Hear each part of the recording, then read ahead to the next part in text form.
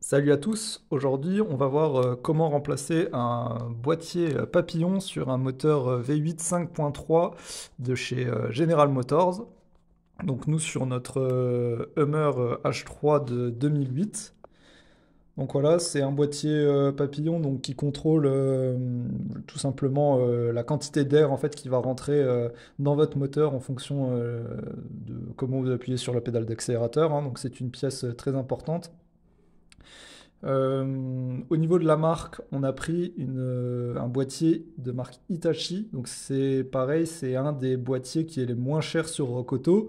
Mais il s'avère qu'Hitachi fournit General Motors en boîtier papillon d'origine. Donc ce n'est pas parce que vous avez un logo General Motors que ça veut dire que c'est fabriqué par General Motors, hein. En l'occurrence, General Motors commande ses boîtiers papillons à Hitachi, fout un logo dessus General Motors et vous le vend deux fois plus cher. Donc n'allez pas acheter le modèle General Motors à plus de 200 euros. Vous aurez ce modèle-là à moins de 100 euros et du coup c'est de la pièce originale.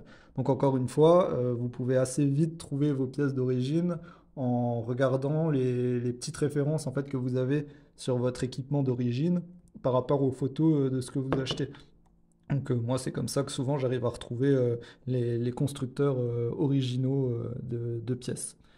Donc voilà, nous c'est comme pour le capteur MAF, une pièce qui a 16 ans sur notre Mirage 3. On a décidé de la remplacer histoire de rajeunir un petit peu l'ensemble. Mais concrètement, vous pouvez également avoir des moteurs, hein. Ce capteur qui se trouve dans la partie ici peut tomber en panne. Donc vous pouvez également faire un nettoyage préventif de temps en temps, mais moi je suis pas trop fan en fait de toucher à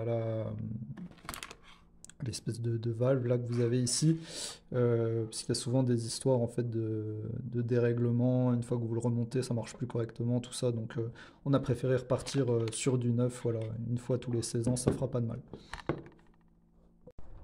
Voilà, donc pour accéder au boîtier papillon, on va d'abord venir enlever le cache moteur. Donc sur le Mirage 3, n'oubliez pas, il faut juste dévisser le petit bouchon d'huile,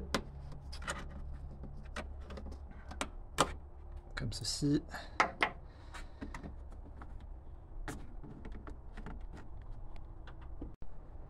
Donc là, notre boîtier papillon, il se trouve juste ici. Donc on va venir dégager la tubulure d'admission. Donc il n'y a pas trop de problème ici. On va venir desserrer notre collier ici et notre collier ici. Donc pour enlever la tubulure d'admission, vous allez desserrer d'abord en premier ici. Vous allez pousser l'accordéon pour le déboîter comme ça. Ensuite là au-dessus, vous avez une petite patte de fixation.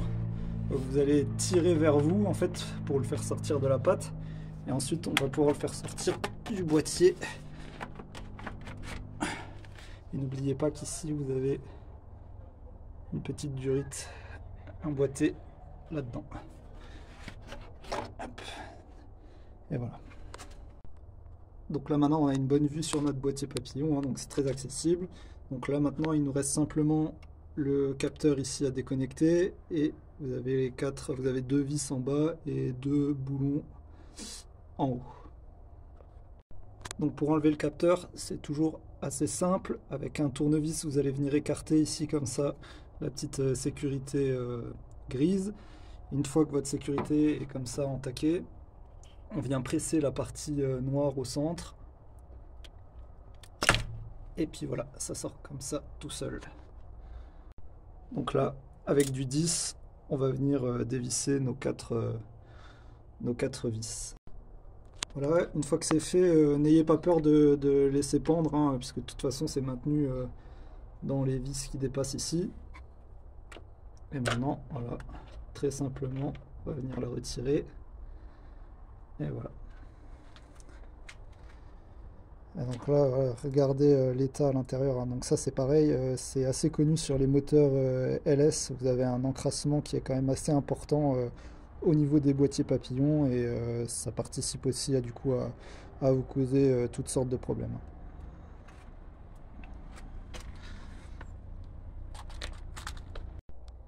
Donc là ensuite vous avez un joint qui est juste ici inséré à l'intérieur du socle. Euh, Moi, j'en ai eu un nouveau avec le nouveau boîtier, mais si jamais vous n'en avez pas, vous pouvez réutiliser celui d'origine, hein. Là, il est quand même en assez bon état. Moi, je vais le changer, mais si vous n'en avez pas, normalement, ça fera l'affaire. Donc pour enlever le joint en fait avec un tout petit tournevis, un petit pic, je suis venu chercher là à l'intérieur dans son logement en faisant attention de ne pas abîmer le socle. Et ensuite on peut tirer dessus comme ceci. Donc là voilà les deux côte à côte, hein. Donc celle-là avec son nouveau joint. Donc commencez par remettre le nouveau joint en place, hein. Rien de sorcier, vous le mettez bien dans sa gouttière. Si vous souhaitez, vous pouvez nettoyer aussi un petit peu l'intérieur, hein, mais faites quand même attention. Ne faites rien rentrer qui pourrait endommager votre moteur. Voilà, une fois que c'est bien en place, on va pouvoir remettre le boîtier, le nouveau, en position. Voilà, maintenant que c'est en place, on va venir remettre nos deux boulons et nos deux vis en dessous. Donc on commence à serrer à la main et on viendra serrer à la clé dynamométrique. Ensuite, à la clé dynamométrique, on va serrer à 12 Nm. Donc faites bien attention, hein, c'est un serrage très léger, hein, donc si vous ne le faites pas à la clé dynamométrique, assurez-vous d'avoir un serrage vraiment modéré, hein. Ensuite, on va venir reconnecter le petit capteur ici, enfin la connexion plutôt. Donc on va simplement la serrer, on attend que ça fasse le petit clic, et ensuite on va remettre la petite sécurité grise en place. Hop, voilà, comme ceci. Et maintenant, on va venir remonter notre tubulure d'admission. Une fois que tout est bien serré, on peut donc remonter la tubulure. On n'oublie pas de resserrer le collier ici, et on rebranche la petite durite qui se trouve sur le côté ici. Comme ça. Ensuite, une fois que c'est remplacé, il nous reste une dernière chose à faire. Quand vous remplacez un boîtier papillon, bien souvent, il faut faire un réapprentissage au niveau du calculateur. Si vous ne le faites pas, surtout si vous aviez des codes défauts auparavant, vous risquez d'avoir un comportement erratique du moteur, hein, avec des RPM un peu fous. Donc du coup, il est quand même vivement conseillé de faire un réapprentissage. Donc il existe plusieurs manières de le faire. Trois façons. Donc là, vous avez, avec le boîtier Hitachi, vous avez une procédure de réapprentissage. Donc c'est sympa, vous avez tout qui est écrit. Donc eux, ils nous disent que pour General Motors, démarrer le moteur et laisser-le tourner en position de stationnement pendant 3 minutes. Couper le moteur au moins 1 minute. Redémarrer le moteur et laisser-le tourner au moins 3 minutes supplémentaires en position de stationnement. Le moteur devrait revenir au ralenti après 3 minutes. Effectuez la procédure de cycle de conduite. Vérifiez si le réapprentissage au repos réussit. Si c'est le cas, vous avez terminé. En cas d'échec, passez à l'étape 6. Donc l'étape 6, on a, avec le moteur éteint, retirer les câbles négatifs puis positifs de la batterie. Court-circuiter les câbles positifs et négatifs retirés à l'étape 6 pendant 10 à 15 minutes. Épuisons les condensateurs et éteignons éventuellement la mémoire. Cela effacera toutes les informations programmées ou les systèmes d'infodivertissement. 8. Rebrancher le câble positif puis le câble négatif de la batterie. Effectuer les étapes 1 à 4 et répéter le cycle de conduite si nécessaire. Voilà, donc oui, parmi les trois méthodes que je vous disais, vous aviez également celle que eux proposent également à partir de l'étape 6, c'est-à-dire de prendre le câble négatif et positif, vous les reliez ensemble pendant 15 minutes avec un serflex ou peu importe. Et en fait, ça va vous remettre l'ensemble de l'ordinateur à zéro. Et quand vous remettrez le contact, en fait, le boîtier papillon fera un réapprentissage. Ou sinon, comme pour moi, vous avez une valise assez performante et vous pouvez faire un réapprentissage automatique via la valise. Ce qu'on va faire tout de suite. Donc là, moi, j'utilise une valise X431 Pro de la marque Launch. Donc une bonne petite valise, hein.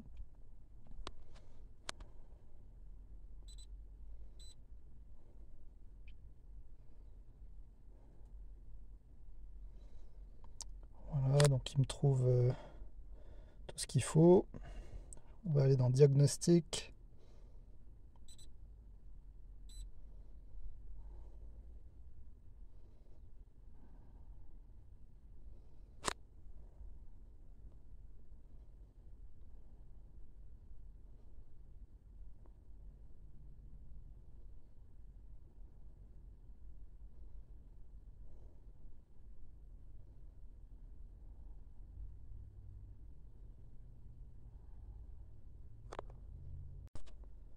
Ensuite, on va aller dans Common Function. Et là, vous avez Electronic Throttle Sensor Reset. Et donc, normalement, c'est notre boîtier papillon. Voilà. On va faire Idle Learn Reset.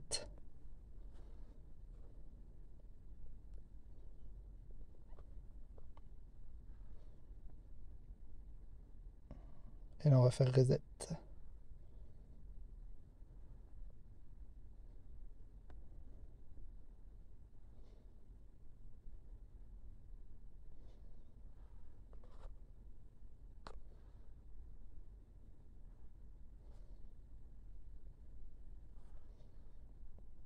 Voilà. Et normalement, on devrait être bon. Je vais aller voir quand même ce qu'il y a là-dedans.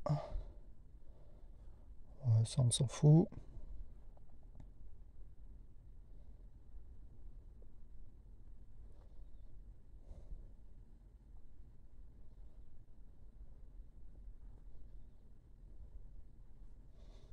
Voilà.